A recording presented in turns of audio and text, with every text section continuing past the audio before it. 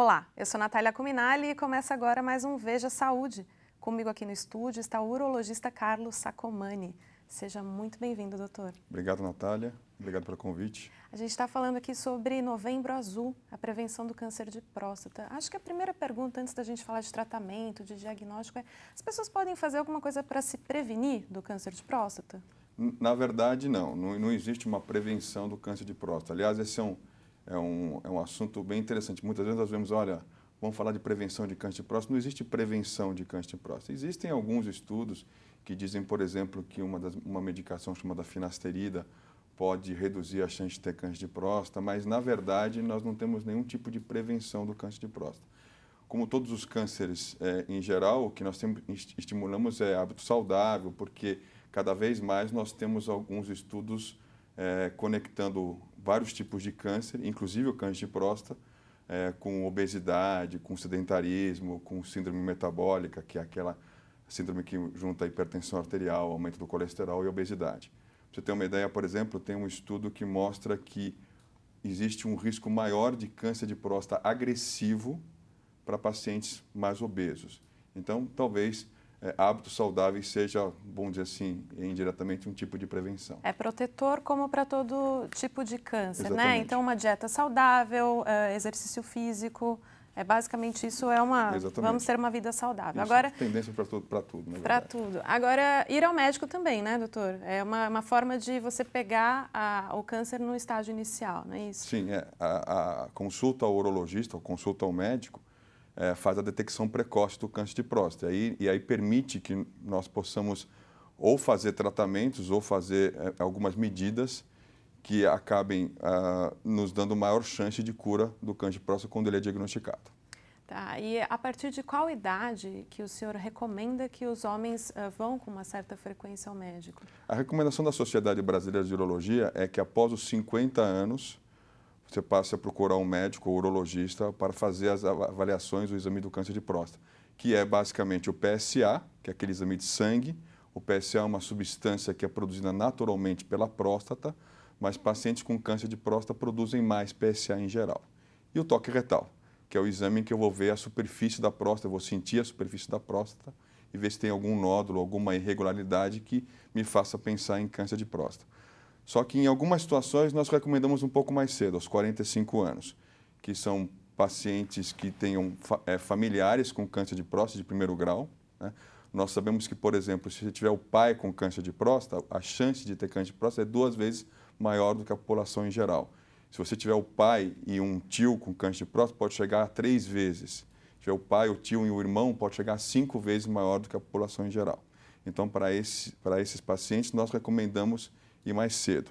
Afrodescendentes também devem ir mais cedo e pacientes obesos, hoje, se recomenda que eles também iniciem mais cedo por essa chance de ter um risco de câncer mais agressivo. Tá, tem muito homem que foge do médico, como a gente bem sabe, né?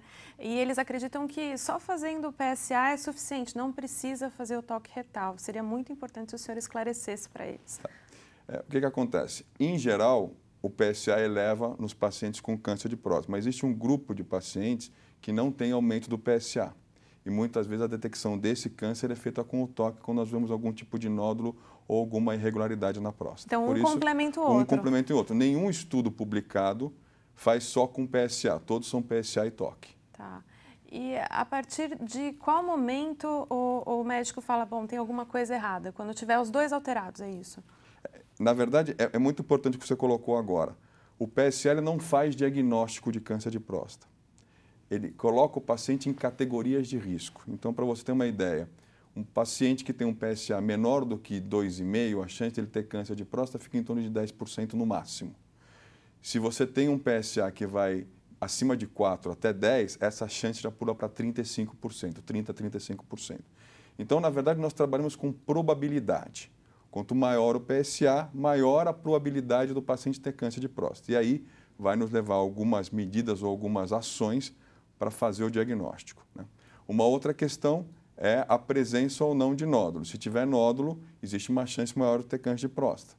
E isso também nos leva, eventualmente, a prosseguir no diagnóstico. E câncer de próstata pode ter sintomas? Ou geralmente é sintomático, só aparece sintoma quando está ali avançado? Essa é uma outra confusão que se faz. Porque o câncer de próstata ele pode ocorrer juntamente com o aumento benigno da próstata. Só que o aumento benigno da próstata ele é mais na região central da próstata. Isso dificulta o jato de urina, dificulta o esvaziamento da bexiga. O câncer de próstata é diferente, ele é mais na região periférica, na região de fora da próstata. Então, para ele chegar na região central e com isso dificultar o jato urinário, demora muito tempo. Então, o câncer de próstata, tradicionalmente, ele é assintomático, ele não provoca nenhum tipo de sintoma. Entendi. Daí a importância de se fazer o exame rotineiro. Tem um dado muito interessante de um estudo que foi feito aqui no Brasil, que mostrou que 50% dos homens acima dos 45 anos não vão ao médico. E aí uma das perguntas é, por que você não vai ao médico? Muito alto. Por que você não vai ao médico? E as respostas são ou porque acham que é desnecessário, ou porque tem medo de descobrir alguma coisa, né? E aí, nesse sentido, as mulheres têm um fator bastante interessante. São elas que, em geral, estimulam o marido, o parceiro, a ir ao médico para fazer a avaliação rotineira. Então, isso está mudando um pouquinho, mas ainda continua isso bastante forte no nosso país. Então, acho que esse é o momento ideal para você dar um recado para quem está assistindo a gente, né, doutora? Tem que ir ao médico, não pode ter medo, né? Sem dúvida nenhuma. Agora, quando uma pessoa diagnostica, qual que é o próximo passo do diagnóstico do câncer de próstata? Ele tem que ir procurar um oncologista? Como que é o tratamento? Então, a primeira questão é como eu vou fazer o diagnóstico. Então, eu vi um PSA elevado, ou às vezes não é nem um PSA elevado, é um PSA que está aumentando gradativamente, ou ele é maior do que o PSA esperado para aquela idade. A questão é realmente essa. O PSA ele necessita de uma interpretação, né? Então, não basta, por exemplo, eu ter um PSA elevado, ou não basta eu ter um PSA que talvez esteja ainda em valores considerados ainda não muito altos, mas eventualmente é mais alto para aquela faixa etária. Então, uma vez que o urologista ou o médico ele suspeita da possibilidade do paciente ter um câncer de próstata, ele tem que seguir a investigação. E a investigação ela pode passar ou direto por uma biópsia da próstata, ou o que é muito mais comum hoje é você fazer um exame que é a ressonância magnética, porque a ressonância magnética pode nos mostrar se existem áreas suspeitas de câncer de próstata e nos ajudar, inclusive, a biopsiar melhor, biopsiar mais naquela região que é considerada suspeita.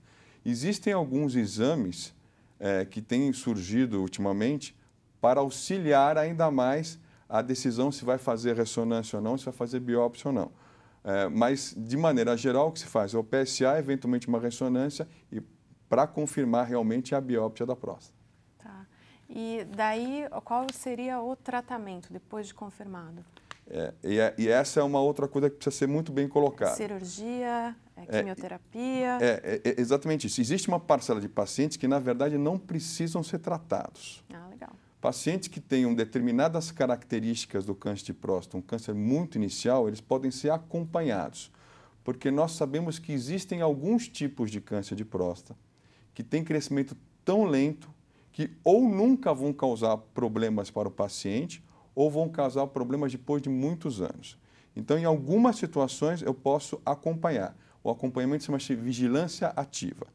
É vigilância ativa porque eu tenho todo um protocolo, toda uma condução disso. Eu repito o PSA de tempos em tempos, eu posso repetir a ressonância magnética, eu repito a biópsia de tempos em tempos. Você vai acompanhando se ele está crescendo. Eu vou acompanhando para ver se ele está crescendo. Tá. E aí, se eventualmente eu detectar que ele está crescendo, eu tiro o paciente da vigilância ativa e levo ele para um tratamento de verdade. Então, existem alguns casos que eu posso fazer vigilância ativa. Em outros casos, eu tenho que partir para o tratamento quando o câncer diretamente. parece mais agressivo. Quando o câncer tem algumas características de maior agressividade, né? Existe, por exemplo, uma escala em que nós colocamos o câncer de próstata, essa escala de Gleason. É uma escala que vai dizer o grau de diferenciação, ou um pouquinho o grau de agressividade do tumor.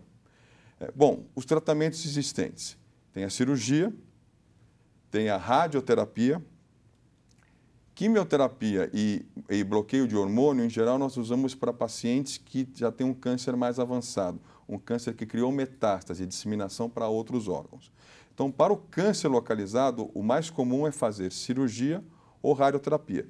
Existe hoje uma outra técnica, que são técnicas chamadas terapia focal, em que nós temos ou um sistema que congela a próstata, que é a crioterapia, ou um sistema em que nós utilizamos um ultrassom que aumenta muito a temperatura dentro da próstata, chega até 90 graus, e com isso nós destruímos o câncer de próstata através de hipertermia. Isso então não tem nada a ver com cirurgia, não, é uma coisa bem localizada. É mais localizada. Mas faz durante a cirurgia, não? Não, é um outro procedimento. Tá. Esse outro procedimento ele ainda é um procedimento mais recente. Para você ter uma ideia, ele foi aprovado nos Estados Unidos há não mais que 2 anos.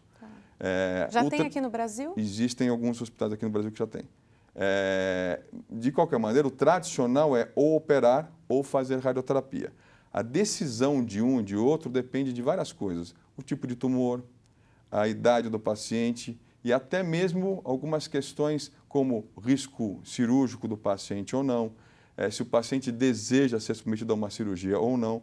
Na verdade, uma vez diagnosticado, o médico vai ter que discutir com aquele paciente os tipos de tratamentos existentes e aí tomar a opção por um ou por outro. Entendi. E a cirurgia, eu sei que tem muito medo e mito em torno da cirurgia, né? Medo de incontinência urinária, medo de impotência. Seria bom se o senhor esclarecesse isso. Nós temos a questão em que a próstata ela fica no local onde nós temos os músculos que controlam a urina e também nós temos os nervos que dão a potência. Então, qualquer tipo de tratamento, quer seja cirurgia, quer seja radioterapia, ou quer seja até esse tratamento que eu falei para você, que é a hipertermia ou congelamento da próstata, ele pode comprometer esses músculos que controlam a urina e os nervos que dão a potência. Então, você pode ter duas grandes complicações, né? Uma delas é a incontinência urinária, quer dizer, não conseguir controlar a urina, perder a urina, ter que usar, inclusive, absorvente ou fralda. Isso é pontual ou isso pode continuar? 5% dos pacientes da cirurgia e 2 a 3% dos pacientes após radioterapia permanecem com isso definitivamente e precisam ir para um outro tratamento, um tratamento da incontinência após a cirurgia ou a radioterapia. Bom, então são 95% não. Não, exatamente. E a disfunção erétil, a impotência sexual, que era chamada, nós não chamamos mais de impotência sexual, chamamos de disfunção erétil, ela pode ir de 30% a 60% dos pacientes, depende muito da idade e depende como era a função sexual antes da cirurgia e da radioterapia, isso é muito importante. Quanto mais idoso o paciente, obviamente, maior a chance dele ter disfunção erétil, porque eu tenho que separar esses nervos que ficam do lado da próstata e que são responsáveis pela potência sexual, pela ereção, e às vezes também esses nervos eles podem ser um pouco mais finos e qualquer manipulação você pode ter a lesão desses nervos. Então é por isso que nós temos esses dois grandes problemas, né? É óbvio que nós tentamos sempre preservar a potência e a continência. Esse é o nosso grande... o que nós queremos é o tratamento do câncer de próstata em si e a manutenção do que nós chamamos de resultados funcionais, que é manter a continência urinária e manter a potência sexual depois do tratamento. E essas técnicas um pouco mais modernas, que o senhor disse agora, que foram aprovadas mais recentemente, elas diminuem essas... Não, infelizmente ainda nós não temos isso. Mas estão desenvolvendo? Tem uma coisa de futuro? Na verdade, ainda não. O que mudou um pouquinho foi a cirurgia, né? A cirurgia hoje, ela tem várias maneiras que ela pode ser feita. Ela pode ser feita tradicional, aberta, com corte. Ela pode ser feita por laparoscopia, que são aquelas punções na barriga em que nós colocamos uma câmera para conseguir operar. Minimamente invasiva, minimamente invasiva. E o mais sofisticado é a robótica, tá, em que nós temos, além das punções, a conexão das pinças com um robô e nós conseguimos operar utilizando os braços do robô, o que teoricamente melhora a nossa visualização e ajuda na nossa técnica cirúrgica. As pinças são um pouco mais delicadas. Mas, infelizmente, até agora, os estudos não têm mostrado que a cirurgia robótica, por exemplo, ela melhora os resultados funcionais, incontinência e disfunção erétil. O que tem mostrado é que ela melhora a recuperação do paciente. Então, a maioria dos estudos mostra que a cirurgia robótica, por exemplo, ela tem menos sangramento e uma recuperação mais rápida do que a cirurgia tradicional. E, doutor, agora, a parte desses dois efeitos possíveis colaterais, né? Depois que o homem é operado, não tem mais câncer, como que é a vida dele depois disso? É vida normal? Ele tem que ir ao médico outras vezes para ver, monitorar, enfim? Sim, algumas coisas. Primeiro, tem que ter ciente que depois que eu retiro a próstata, ou até mesmo depois que eu faço a radioterapia ou até a terapia por hipertermia, terapia focal ou por congelamento, o paciente provavelmente não vai mais conseguir ejacular. Então, isso vai acontecer. Ele vai continuar tendo, se tudo der certo... Ereção e prazer. Ereção e prazer é o que nós chamamos de orgasmo seco, ele não tem mais ejaculação. E ele tem que persistir em acompanhamento, porque esse câncer pode voltar. E o nosso grande parâmetro, o exame que vai nos fazer a avaliação depois da cirurgia ou depois da radioterapia é o PSA. Às vezes os pacientes me perguntam, só o PSA, só o exame de sangue? Sim. Porque não tem mais a próstata. Porque o PSA, na verdade, ele não tem mais a próstata. Eu espero que o PSA seja muito próximo de zero quando eu tiro a próstata ou caia bastante quando eu faço a radioterapia. E os aumentos de PSA podem sugerir que o câncer está voltando. E aí, daí para frente, eu posso fazer outros exames para comprovar isso. E aí, hoje, eu tenho uma situação muito interessante. Eu tenho um número de drogas e de tratamentos que eu posso utilizar para pacientes em que o câncer voltou e que o câncer criou metástases em outros órgãos, muito maior do que eu tinha há 5 ou 6 anos atrás. Então, a gama ou o número de tratamentos disponíveis hoje é muito grande. Então, a gente termina o programa com essa boa notícia, né, doutor?